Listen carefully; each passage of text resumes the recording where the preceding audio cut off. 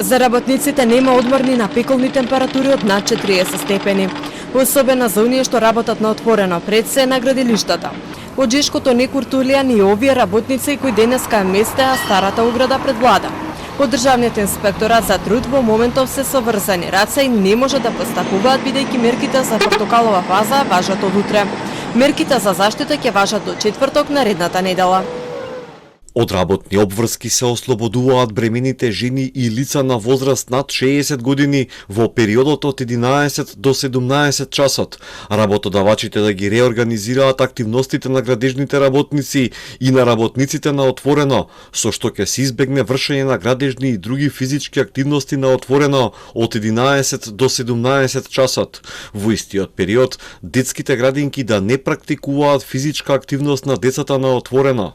Со зголемување на температурите се зголемил и бројот на интервенции на јавните места, а особено кај повозрасните и хронично болните луѓе. Од брзата помош апелираат сите учесници во сообраќајот повеќе да внимаваат периода. Тие што се со висок крвен притисок, сега ради топлото време, знае притисокот да е понизок, бидејќи крвните садови се прошируваат, има нормален пат на притисокот и со земање на нивната редовна терапија, излегување на топлото дополнително, притисокот се намалува и доаѓа до им се лоши, па и до колапс исто така. Исто важи за пациентите со дијабет, кои што доаѓа до пат на шеќерот, па има препотување, малаксалост, може и да колабираат.